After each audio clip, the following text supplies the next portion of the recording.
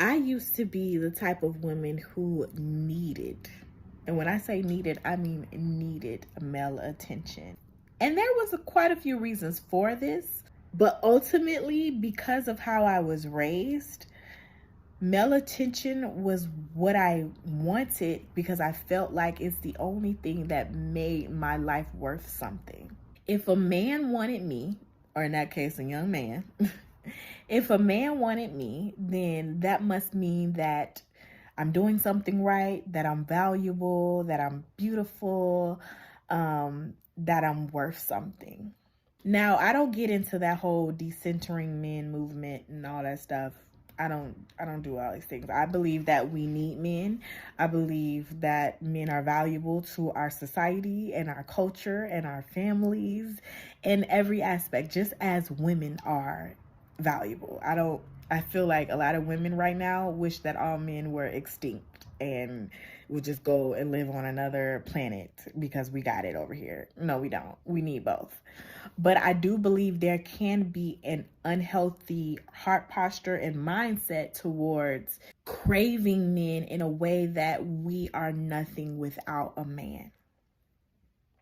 And that's how I grew up. That's how I was. I needed to be talking to 5 dudes at a time. If I was not in a relationship, I was talking to no less than 5 men at one time. I was not having sex with everybody, but I was having sex with a few. Well, my stipulation, I thought that I was good. I will only have sex with somebody who I was in a relationship with. But still, when you are constantly getting bored and in and out of relationship, that number adds up, believe it or not. So your rule can still put a lot of bodies down on your list. I needed at all times of my life to have a man in my face and in my ear telling me how beautiful I was. I needed a man to be chasing me down at all times. I needed a man to be giving me his full attention at all times. No lie.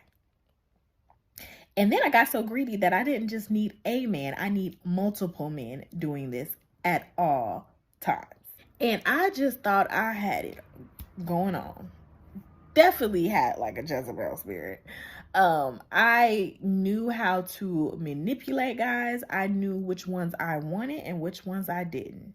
And the ones that I wanted, I got. There was no man who told me no. And it became a sport in a sense. It became like a little competition. I always had to know that I still had it.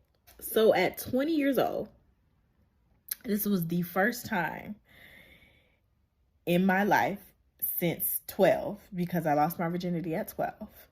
And I think my first boyfriend was at 12 or 11. From 11 to 20, I had a constant rotation of men or young boys, whatever you want to call it.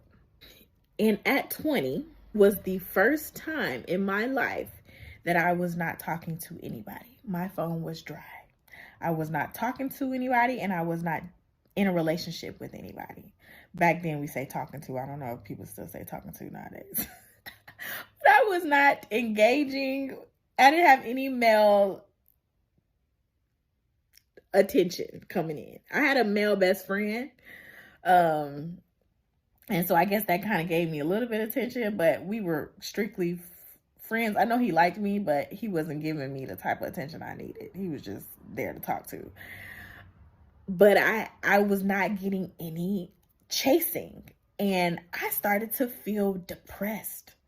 I literally felt depressed because I had no men trying to pursue me. I was in college at the time and I was working. And one day, as I was working, this guy who worked at the store next to mine came over. He comes over every day and buy like some cigarettes and Black and Milds or whatever. And he was like, "Hey, you single?" And I was like, "Yeah." He was like, "I want to hook you up with my brother. I think y'all would be cool together." And I had kind of gotten to know him because he would come over all the time and, like I said, buy Black and Milds. And so I was like, okay. I was down with it because my phone was dry.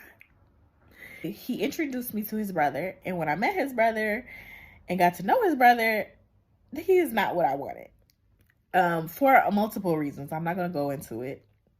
But for multiple reasons, I did not want to be with this man. But because my phone was dry, and I think a couple of days before I started talking to him, there was another guy that I had began to talk to who was like a football player, and he had a lot going on. And I did not want to be with him. And so because it was between him and this other guy, I was like, it's going to have to be the other guy. Because the first one, he turned me off. He did a couple things that will not be mentioned. And I was just like, nah, that ain't going to work. So it was guy number B. And we got in a relationship. After a couple months, after a while, because I'm in a relationship, remember my rule to have sex is to be in a relationship. We got in a relationship. And after a couple months, I thought I was pregnant. And I was like, oh my gosh, what have I done? I just ruined my life. My life is over. It's over. That's what I felt. I felt like it was finito. I am about to be pregnant by this guy who I do not want to be in a relationship with. The man was not horrible. But you know, ladies, like when you close your eyes and you think of the man who's you're going to spend the rest of your life with and who's going to raise your children, and then you open your eyes and that's not him, you kind of freak out a little bit. You know, you don't want to grow a family with someone you don't really want to be with.